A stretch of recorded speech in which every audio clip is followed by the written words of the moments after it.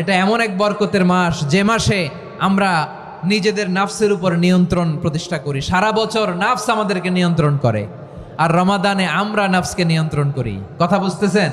সারা বছর নাফস আমাদেরকে নিয়ন্ত্রণ করে। এই যে এখন আমার খেতে মনে চাইলে যে খেজুর রাখা, আমি খেজুর খেতে পারবো, নাটস আছে, বাদাম খাইতে পারি। খাইতে মন চাইলে পানি, আমার রুহুটা চায়, আমার নাফসটা খেতে চায়, আমি খেতে পারি, পান করতে পারি। বিবাহিতরা দিনের বেলায় স্ত্রীর সাথে মেলামেশা করতে চাইলে করতে পারে, কিন্তু রমাদানে দিনের বেলায় খেতে মনে চায় কিন্তু আমরা খাই। আমার প্রবৃত্তি খেতে চায় কিন্তু প্রবৃত্তির কথা আমরা শুনি, কথা কয় না। রমজানে খেতে মন চাইলে আমরা খাই, তৃষ্ণায় গলা ফেটে যায়, গলার ছাতি ফেটে যায়, কিন্তু এক ঢোক পানি কি আমরা গিলি?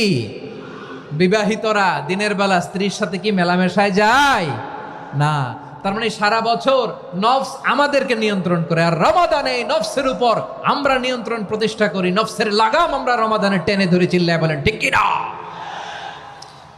এজন্য আমার প্রিয় ভাইয়েরা, নফসের উপর নিয়ন্ত্রণ নিতে চাইলে রমাদানের রোজার কোনো বিকল্প নাই। এটা এমন মাস যে মাসের ফজিলতেরও কোনো শেষ নাই।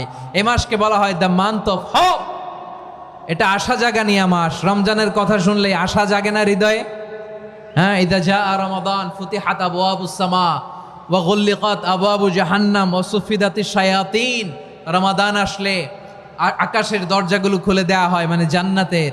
জাহান্নামের দরজাগুলোকে লক করে দেওয়া হয়, শয়তানকে চেইন আপ করা হয়। ইবাদত করলে শুধু করতেই মনে চায়, চিল্লায় বলেন না সুবহানাল্লাহ। রমজানে ইবাদতে যেই মজা পাওয়া যায়, সারা বছর অন্য কোনো মাসে এই মজা আপনি পান? আমার চাঁপাইনবাবগঞ্জের ভাইয়ের আওয়াজ করে বলেন না, রমজানে ইবাদতে যেই মজা অন্য মাসে এটা পান?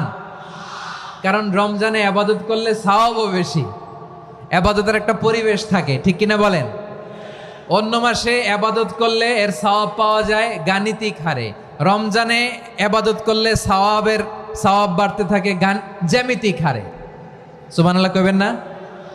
অন্য মাসে সওয়াব বাড়ে গাণিতিক হারে, রমাদানে ইবাদত করলে সওয়াব বাড়ে